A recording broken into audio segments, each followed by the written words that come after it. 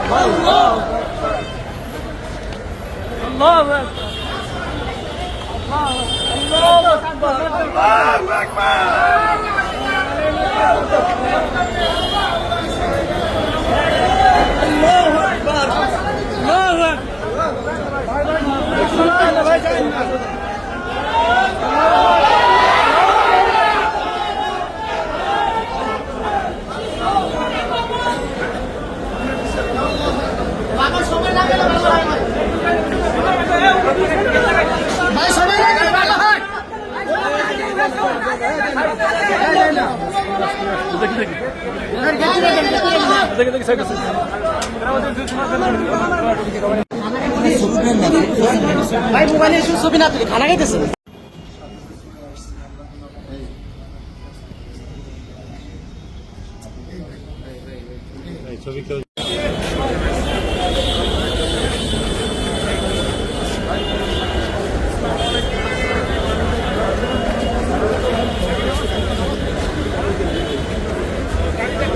সাংবাদিক ছিল তো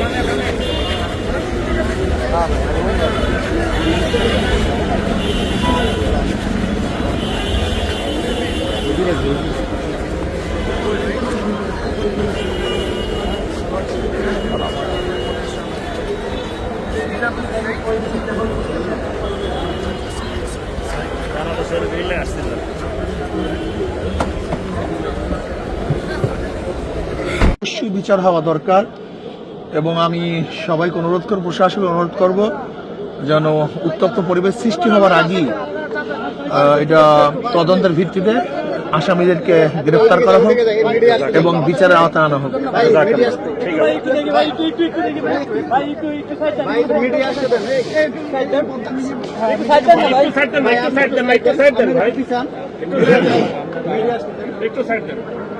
আপনাকে বলবেন যে টঙ্গীর ময়দানে জাতীয় মিডিয়া আমি মনে করি এটা সাবাইদের কাজ। যেরকম জঙ্গে জামালের মধ্যে সাবাইরা উভয় গ্রুপের মধ্যে আক্রমণ করেছিল, আমি মনে করি এটা সাবাইদের কাজ। যারা দোষী সঠিক তদন্তের ভিত্তিতে, নিরপেক্ষ তদন্তের ভিত্তিতে আসামিদের গ্রেফতার করা হোক এবং তাদেরকে বিচারের আওতায় আনা হোক, এটা আমি দাবি করি। এবং আমি চাই যে সরকার ভূমিকা রেখে এই উভয়ের মধ্যে সমাধানের যে পদ্ধতি আছে সেই পদ্ধতি অ্যাপ্লাই করার মধ্যে সুস্থ তদন্তের ভিত্তিতে সবাইকে সুন্দর একটা জীবনযাপন করার এবং দিনে দাওয়াত দেওয়ার একটা ব্যবস্থা করা। দেশবাসীর মধ্যে কিন্তু আমরা সবাই জানি যে তাবলীগ তারা দাওয়াতি কাজ করে, ইসলাম প্রচারের ভূমিকা রাখে। তো সেক্ষেত্রে এরকম একটা ঘটনা এটাকে মুসলিম সমাজের জন্য, দেশবাসীর জন্য কোনো খারাপ বার্তা দিচ্ছে কিনা? আমি তো আগেই বলছি এটা সাবাইদের কাজ। যেরকম জঙ্গে জামালে উভয় পক্ষ ঘুমিয়েছিল, সাবাইরা রাত্রে উভয় পক্ষের উপর আক্রমণ করেছে, আমি মনে করি এটাও সাবাইদেরই কাজ। এটা ইসলামের দুশ্মনরা এই কাজটা করেছে। এক্ষেত্রে করণীয় কি? করণীয় এটা সুস্থ তদন্তের ভিত্তিতে যারা দোষী তাদেরকে গ্রেফতার করতে হবে, বিচারের আওতায় আনতে হবে এবং সমাধান করতে হবে। দুই পক্ষের জন্য আপনার কোনো বার্তা আছে কিনা? উভয় পক্ষকে সহনশীল হতে হবে এবং আমি মনে করি মারামারির মধ্যে সমাধান না, বরং আপোসের মধ্যে বৈঠক করে সমাধানের চেষ্টা করবে। যার যদি ত্রুটি আছে হক্কানি ওলামাই কেরাম যে নির্দেশনা করবেন সেই নির্দেশ অনুযায়ী যদি চলতে পারি তাহলে এটা সমাধানের ব্যবস্থা, আমাদের কোনো সমাধান হবে। যে বিষয়গুলো যদি আপনি কি কি জেনেছেন এই তথ্য?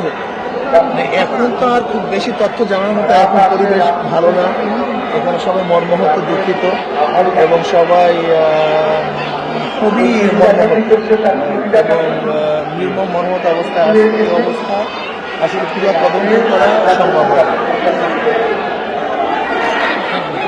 ছাত্রদের তারা যে এই কার্যক্রম ঘটানোর মধ্যে তাদেরকে